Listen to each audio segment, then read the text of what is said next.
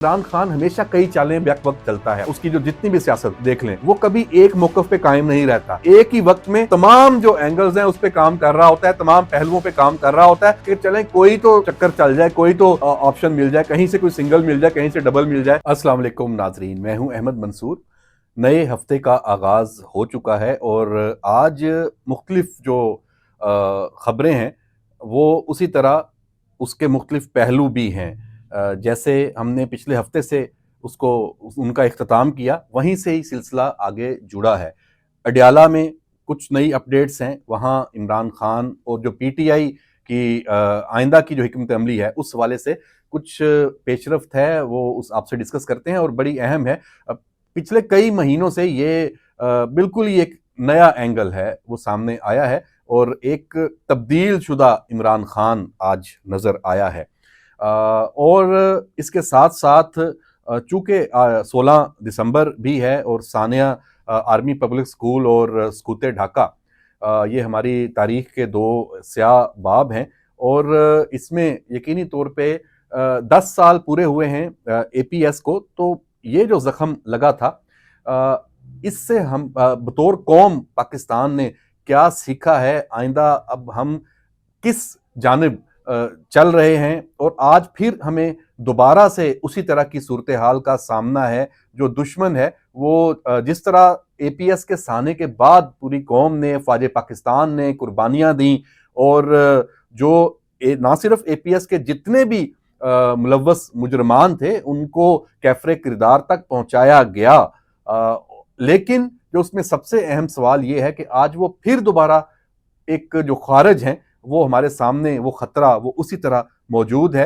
और उसमें अब खैबर पख्तूनख्वा जो सूबे में जो सूरत हाल है ख़ास तौर पे वो एक सवालिया निशान है, क्योंकि 2014 में जब ये सूरत हाल दरपेश हुई थी तो पूरी कौम यक जुबान थी, फ़ौज पाकिस्तान के शाना बशाना खड़े होकर दहशत गर्दों के खिलाफ लड़ी थी। हमारे जो फोर्सेस के जवान हैं उन्होंने कुर्बानियाँ दी थी, अवाम ने कुर्बानियाँ दी थी और दहशत गर्दों को शिकस्त दी थी और उनको महदूद किया था। फिर वो अफगानिस्तान, एक लंबी स्टोरी है, अफगानिस्तान चले गए, फिर वहां से कैसे दोबारा वो, अब जब ये अफगान हुकूमत भी वहां मौजूद है, तालिबान की अबूरी, उसके बाद फिर से वो उन्होंने ताकत पकड़ी है।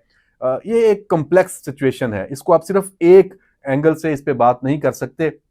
तो ये जो है सूरत हाल आज है, इसका भी हमें जायजा लेना है। उस वक़्त जब ये वाक़या सानिया ये हुआ तो उस वक़्त रिपोर्टिंग करते हुए ज़िंदगी का जो मुश्किल तरीन लम्हा मैं समझता हूँ सानिया एपीएस की रिपोर्टिंग थी।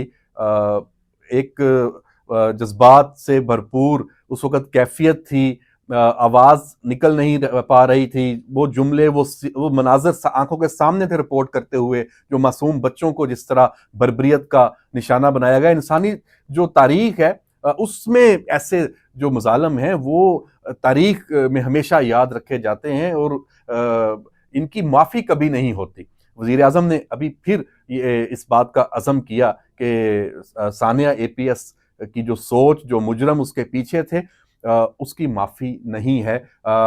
उस सोच को किसी सूरत गालिब आने नहीं देना, ये पाकिस्तान का, पाकिस्तान की रियासत का, पाकिस्तान के अवाम का अज़म है। और इस हवाले से ये जो अभी नया फेज़ शुरू है ख़वारिज के ख़िलाफ़, इसमें उसी तरह फिर वफाकी और सूबाई हुकूमतों को भी, अवाम को भी, तमाम मकातबे फ़िक्र को, तमाम सियासतदानों को, फोर्सेस को, मीडिया को, सबको यक जुबान होकर एक आहनी हाथ बनकर मुकाबला करना है। वरना एपीएस और इस तरह के जो सानेआत हैं इनका सिलसिला रुकेगा नहीं। हमें अपनी जो रेत में अपना जो सर दबाकर हम इन खतरात से जान नहीं छुड़ा सकते। हमें इनका मुकाबला करना है, इनका सामना करना है और जुर्रतमंदी और अज़म के साथ इन्हें शिकस्त देनी है। इसके सिवा कोई ऑप्शन ही नहीं है। तो बहरहाल इस हवाले से और जो स्कूते ढाका, जिस तरह उसमें पाकिस्तान और आज के जो बांग्लादेश के दरमियान फासले पैदा किए गए, नफरत की दीवारें खड़ी की गई, वही दुश्मन उसी तरह की दोबारा साजिशों के साथ आज के पाकिस्तान में भी वो सरगर्म अमल है। वो यहाँ तफरीक फैला रहा है, वो आपस में लड़वा रहा है। वो मुख्तलिफ इश्यूज के ऊपर, मुख्तलिफ चीज़ों के ऊपर ऐसा बयानिया झूठ और फ्रेब के साथ वो हमारी जो रगों में उसने दुश्मन जो खून है वो पैदा किया है, ऐसे ऐसे हमारे घर के अंदर से दुश्मन निकल रहे हैं कि हम सोच भी नहीं सकते थे। तो अब इस सूरत हाल का भी मुकाबला करना है। उस वक्त के जो बांग्लादेश, जो पाकिस्तान जब वो टूटा था, तो आज का जो बांग्लादेश है वो वहां वो तब्दीली आ रही है। पाकिस्तान और बांग्लादेश के अवाम और हुकूमतों के दरमियान फासले कम हो रहे हैं। तो इससे हमें सबक सीखना चाहिए कि जो इतनी दहाइयों के बाद आज हम एक जो गलती है उसको तस्लीम कर रहे हैं और उस गलती का जो अजाला भी हो रहा है, और दुश्मन की जो फैलाई हुई जो इसमें दरारें थी और वो पूर हो रही हैं, खला पूर हो रहा है, बड़ी उसमें बड़ी डेवलपमेंट खुश आइंद है। अगर आज हम 16 दिसंबर की बात करें तो हमें इसको बांग्लादेश के साथ ताल्लुकात के हवाले से आगे लेकर चलना है, और जो बांग्लादेश का जो हमारा दरमियान अजली दुश्मन इंडिया है, वहां उनकी भी आंखें खुली हैं और वो उसे समझ रहे हैं कि असल दुश्मन हमारा कौन था। तो बहरहाल ये सूरत हाल 16 दिसंबर के हवाले से है। मैं दोबारा वापस आता हूं कि जो सियासी तौर पे पेशरफ्त है, जो अडयाला से खबर है, अडयाला में जो बानी पीटीआई इमरान खान है, उन्होंने आज मुशावरत की है, और मुशावरत आज के जो उनके गिर्द एक पूरी पीटीआई को जिसने यरगमाल बनाया हुआ है, जिनको तोहफे में मिल गई या उनकी किस्मत गुड लक कह लें, लॉटरी निकल आई सियासी तौर पे, उनसे नहीं मुशावरत की। आज इमरान खान की मुशावरत हुई है शाह महमूद कुरैशी, जिसको वाइस कप्तान पीटीआई का कहा जाता है, और वो लाहौर कोट लखपत जेल में है। तो चूंकि एक जीएचक्यू हमला केस की समाअत अडयाला में होनी थी, तो उसी चक्कर में वो शाह महमूद कुरैशी को भी लाहौर से यहां लाया गया, तो इस मौके का फायदा उठाया गया। और तीसरी शख्सियत उसमें कौन थी?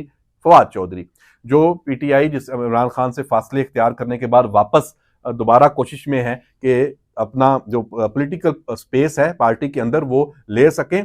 और इसमें बहरहाल एक जो बात सामने आई है, फवाद चौधरी का जो एक ट्वीट है, जो मैं खास तौर पे आज इस वीलॉग में पढ़ना चाहता हूं, उसमें बहुत सारी खबरें मौजूद हैं इस मुशावरत के हवाले से।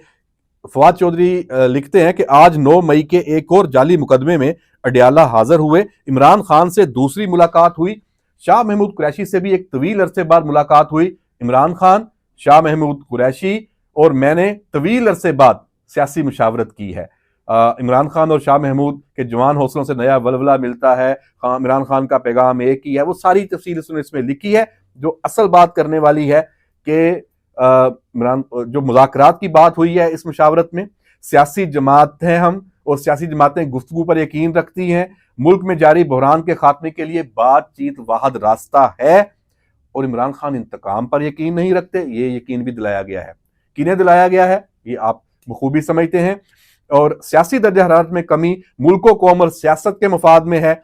ओपोजिशन सियासी जमातों के ताउन से आगे बढ़ेंगे और मुल्क में नए इंतखाबात की तरफ जामे हल तलाश करना असल माफ कीजिएगा असल मकसद है। तो जनाब, इसमें अब होगा क्या? जो इस सूरत हाल से लग रहा है कि इमरान खान ने एक तरफ प्रेशर रखा हुआ है अली अमीन गंडापुर और अपनी वो जो लीडरशिप है जो सिर्फ गालम गलोच और धमकियों से उनको वो वाला टास्क दिया हुआ है कि आपने माहौल को इस तरह गर्मा कर रखना है। अगर मुज़ाकरात शुरू भी होते हैं तो आपने कहना है कोई मुज़ाकरात नहीं, खान तो मुज़ाकरात का कायल नहीं है। दूसरी जानिब अब यहां से एक जो आप कह लें कि ऐसी जो सियासी जो शख्सियात हैं जो तहरीक इंसाफ में मौजूद हैं, अच्छा इसमें बैरिस्टर गौहर भी शामिल हैं, वो भी इसी लाइन पे ही हैं, वो भी मुज़ाकरात की ही बात कर रहे हैं। तो अभी जो इत्तेहादी जमातें या ओपोजिशन की जो सियासी जमातें हैं दीगर, उनको इमरान ने पैगाम दिया है। और वो पैगाम क्या है? इमरान खान चाहता है कि मौलाना फजलुर रहमान के साथ किसी तरह उसकी एक मुलाकात हो जाए। अभी देख लीजिएगा आने वाले दिनों में इसके लिए कोशिश होगी।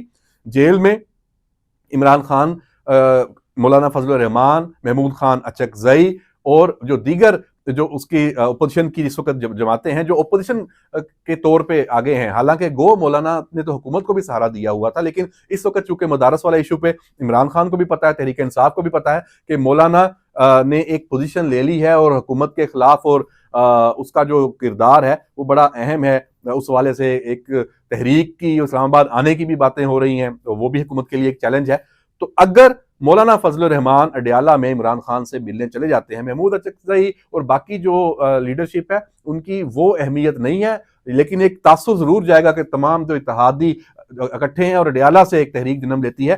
तो ये एक वाकई एक कार्ड हो सकता है जिसको इमरान खान ने कहा है कि ये आखिरी कार्ड है। तो देखते हैं कि इस जानिब क्या पेशरफ्त होती है, क्या मौलाना इमरान खान के झांसे में आएंगे, क्या मौलाना को नहीं अंदाजा कि अगर वो इस जानिब बढ़ते हैं तो वो इस्तेमाल हो सकते हैं एक दफा फिर, लेकिन मौलाना के पास क्या ऑप्शंस है, और मौलाना तो ज्यादा, मैं समझता हूँ ज्यादा ज़ीरक हैं सियासत में भी और इस तरह के मामलात में भी। तो ये जो सूरत हाल है ये देखने की है। अली अमीन गंडापुर अडयाला के दरवाजे से ही वापस चला गया, उसकी मुलाकात नहीं होने दी गई, मुलाकात होने नहीं दी गई, या अली अमीन गंडापुर ने कोई फिर ड्रामा किया है कि मुलाकात हो जाती, और वो जो सिविल नाफरमानी की कॉल वो तो आज शुरू होनी थी, वो नहीं हो सकी।